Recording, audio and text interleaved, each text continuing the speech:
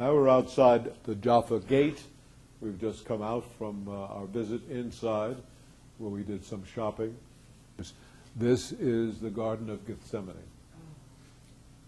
It's really quite beautiful. The first thing you'll notice in these pictures, when you're touring over there, it's very hard to get anywhere where there aren't any people. To take a picture that's free of people in your way. This garden, you're not allowed to walk through the garden, so there are no people now in front of the pictures. The garden is completely fenced off, and there are caretakers on the inside who will be more than glad to sell you leaves from the olive trees, which they're not supposed to do, but that's their they're tending it, so I guess they feel they can do that. And they have dated these olive trees to the time of Jesus. We have some more pictures of those. They're quite lovely. Some of them are supported by stones, and in there is the Church of All Nations, and Pam took this picture there. This is quite a lovely place, and some devotional areas within the church. Now, this is one of our favorite places, and we have to tell you about this. This is, we just saw the picture of the Church of the Holy Sepulchre where the crucifixion was to take place, or had taken place. There was a Colonel Gordon with the English military stationed in Israel, and he had a hotel room, and he looked out the window, and as he looked out the window where he was staying, he looked over at this rock formation, and he said, "My, that is really probably Golgotha." And the crucifixion would have taken place up above there. So Gordon made a case for that. It has been looked into, challenged, and a lot of people do not believe that's the case. But it certainly is something that is tempting to believe in. It happens to be that the city of Jerusalem has its bus station here in the same location. You see the buses on the right, lower part? There's a little fence there. Now, we're looking out at the end of this garden tomb area, and then inside, Gordon said, "Well, look at this. There's a tomb in here," and there was a tomb. There it is, where a stone is actually on a track that can roll across that entranceway and close it off. They've got it rolled back right now. Pam is looking in. She will go in a few moments, look at the inside where there are several shelves where bodies would be laid. There are actually different rooms in there. And so she's about to do that, and I'm taking a picture of her. This is It's a wine press. a wine press, actually, which indicated that it was a rich man who made his own wine, and that fits the story as well. Nicodemus, a rich man, took the body of Jesus, and so that fits together as well. And it's just a very lovely place. Before we left Jerusalem, the last day, really, we had to make a visit to Bethlehem. Now, we couldn't take pictures on the way there because Bethlehem is walled off.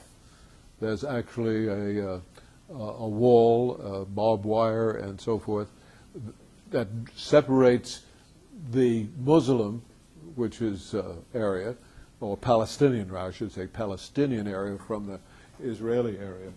And so we chose to go. I don't know that everyone from our tour went, but we did. And we made our way to Bethlehem. Through the walls, they checked us out. You know, the Palestinian guards did. The Israeli guards checked us out. And we made our way into another country, basically, Palestine. And this is the entrance to the church, the Nativity, where Christ presumably was born. Way at the far end is the entranceway. There is a small, low, you have to bend down to get in, because in the past, some of the fighters would come in with their horses, and that, when these people took over and they fought, they did the worst of things. And inside, they did a lot of havoc on the walls. There's Crusader mosaics, which were destroyed, or at least almost destroyed. Well, a lot has happened since we left there. From Bethlehem, we went. Now we're in Jordan. Jordan is, I have the figures here somewhere. There are 3 million something. Quite a large number of people. No, 7 million. Okay. This is, now if you wanted better accommodations, you could go up on the road and drive down a ways. And these are Bedouins out on the hills. Now, Bedouins just set up a tent.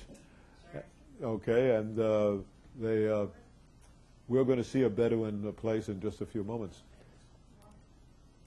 Oh, here's the Bedouins up in the hills. Beautiful accommodations. Now, they have free reign there. In other words, they are allowed to set up shop wherever they want to, or build their buildings wherever they want to. And they're only tents, really. But they have cable television. They have satellite dishes, I mean, it's just incredible. It's hard to believe. And they keep their camels right out there. I don't know what they were eating.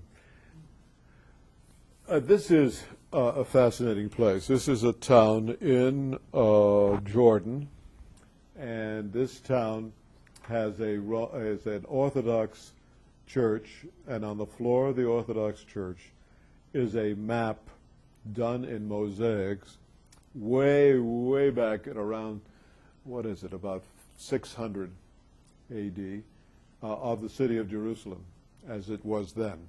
Unfortunately, you see the holes in it. It was generally a round thing.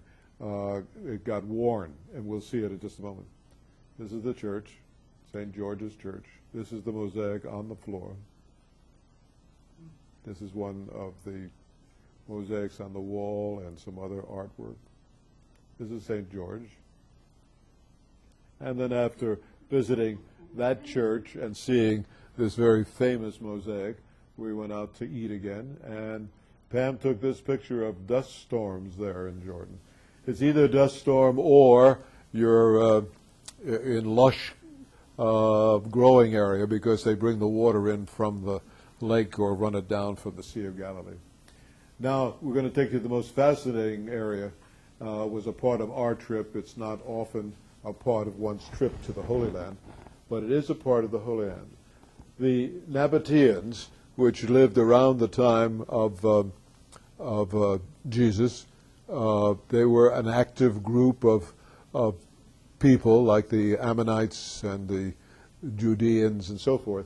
They had a place in which they lived and controlled the area. It was a very important area because they ran spices through there and other foods and fed and serviced other countries around them. Well, their importance of that waned, and they died out, and this was left abandoned for a number of years until there was a British archaeologist who came through, 1812, had heard stories about a hidden place, a hidden community. And so he went through, and we'll see where he went through, and came up and found this at the other end of things. He went through this. This is the crevice. This is the entranceway. Into this expanse. And you get inside, and all this sheer stone all around. And they did, the Nabateans, chiseled out of the stone this, what you see before you. It's an astounding experience. They lived in this. This is the